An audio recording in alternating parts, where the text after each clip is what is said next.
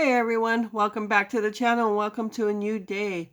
So first I want to apologize because I went and got our weekly groceries on Saturday and it is now Wednesday, and I realized last night after we've eaten probably half of the stuff that I never did I never recorded the grocery haul.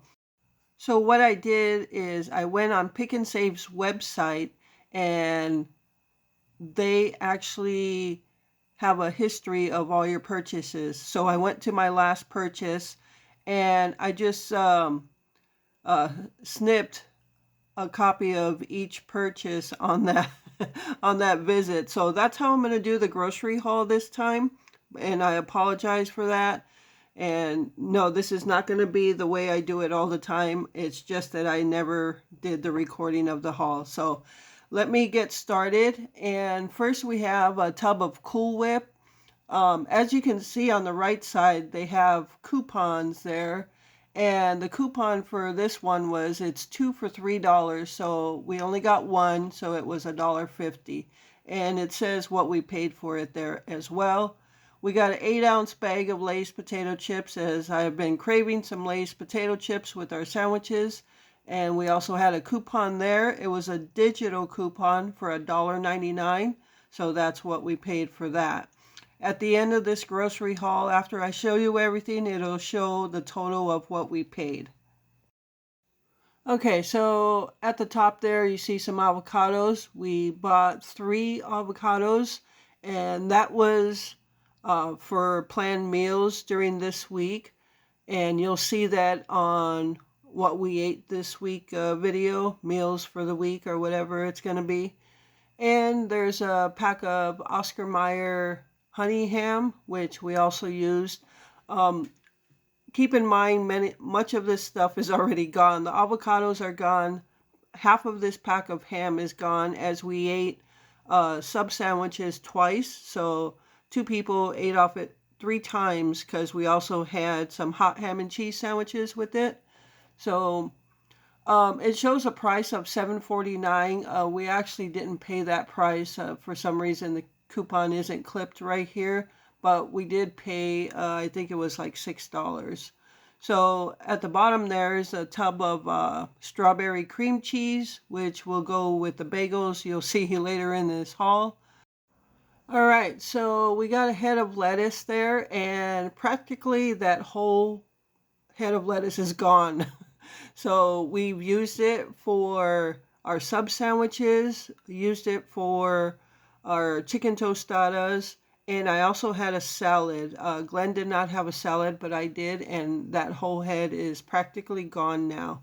And there's some Catalina dressing there, which we use for our salads, and I used a little bit of that.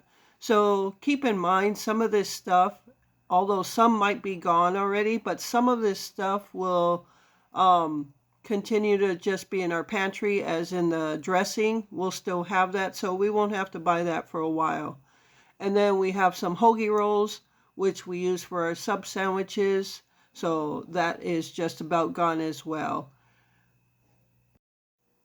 Okay, so we have a pack of bagels there, and surprisingly, we haven't eaten any of the bagels yet, so we'll be eating those probably the remainder of this week.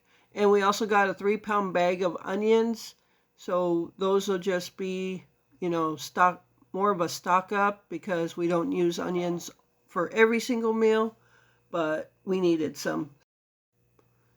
All right, so we have a pack of those Campari tomatoes, the ones I like to usually buy, and these are just about gone as well. I think we have 2 left, and we've used them for 2 people 2 times on sub rolls. I used them for a salad. We used them for our chicken tostadas last night, and we'll use some again for our leftovers tonight.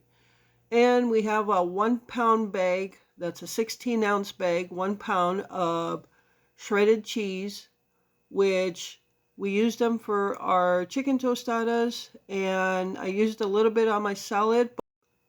So for the most part, we'll have that bag of cheese going into next week, so I don't think we'll have to buy any this week. And there we have a 5-pound bag of potatoes, and we have not used any so far this week. I don't know if we will end up using any, but that means we'll have it for next week, and that's something we won't have to buy on next week's weekly budget. All right, so we also bought about 1.5 pounds of broccoli, and that is all gone as we used it for cornflake coated chicken breast dinner. So we ate broccoli 2 nights in a row. And cucumbers, we bought 3 of them. About 1.5 are gone. So that'll be used for like just slicing with some ranch dressing or something. Bacon, we bought 1 pack of bacon, and as you know, I always split that up into 3 different parts. So we have not used any of that pack of bacon, and we actually still have 1 pack of bacon left for one of our previous hauls. So that's kind of a stock up on bacon. Okay, so that's going to do it for the grocery haul. And here you can see our original total was $60.85 between coupons, whether they were digital or sales. There was a savings of $4.59, and we paid a total of $56.26. So that was last week's grocery haul and the budget. So next week, I will definitely remember to record the grocery haul so we don't have to do it this way anymore. But this for sure gets me used to doing voiceovers, so I think I'm getting a little more comfortable with voiceovers.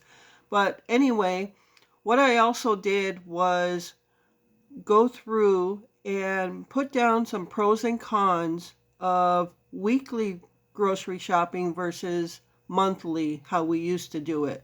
So I just want to share some of those with you. Okay, so this is pro number 1 about shopping weekly versus monthly. And this is just the first pro. There's others, but there's always little tidbits to go with that pro that I like to explain. So pro number 1 is able to catch weekly sales, where when we shopped monthly, we were only able to catch that one sale and then no sales after that for a month. So in catching weekly sales, if there are good meat sales like on roast steaks and things like that, it allows us to buy a little extra for other meals and future weeks. Another thing is it helps me determine what meals will be on the weekly meal plan. So I usually go by what we already have in the freezer, and if I see anything on sale, I'll put that into the meal plan for that week. And also, if there are no good meat sales that week, then we don't buy any, with the exception of ground beef, because it's probably the cheapest type of meat to get right now. If we need that, we'll just go ahead and buy it. So that is pro number 1. Okay, so here I just gathered pros 2, 3, and 4 together. And another pro is being able to get fresh produce every single week. When we were doing it monthly, we got fresh produce at the beginning of that month.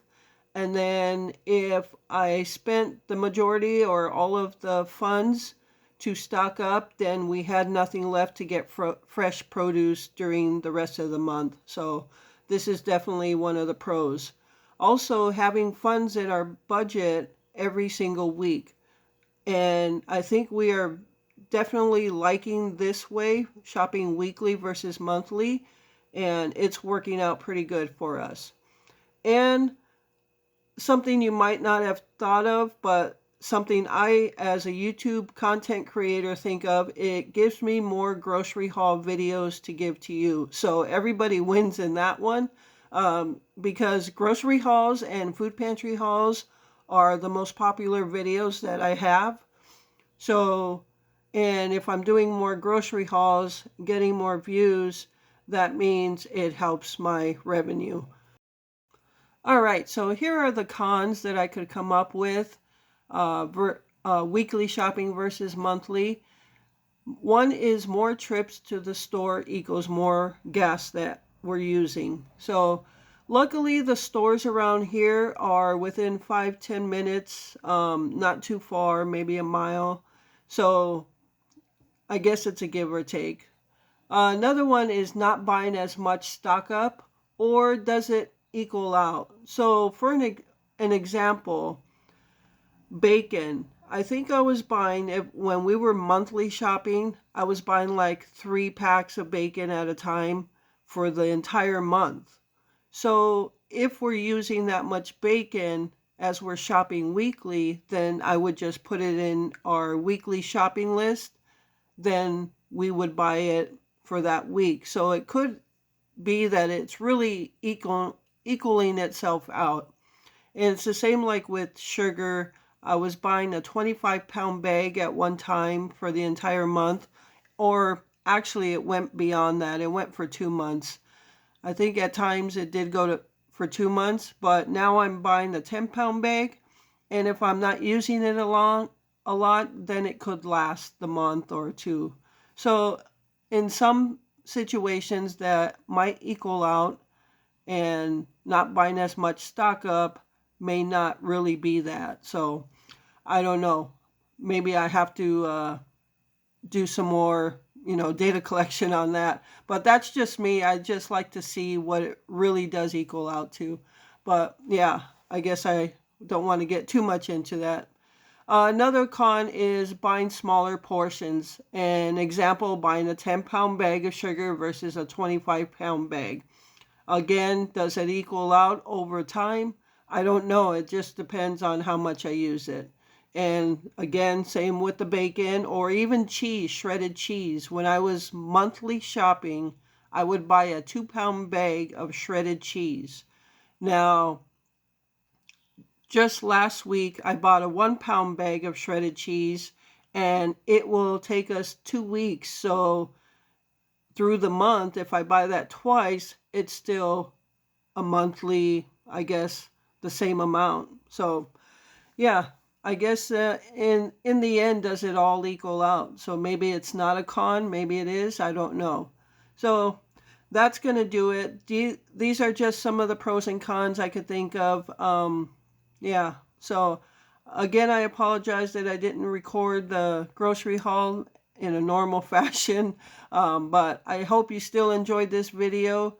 And I thank you so much for taking time out of your day to watch it. I truly appreciate all your support.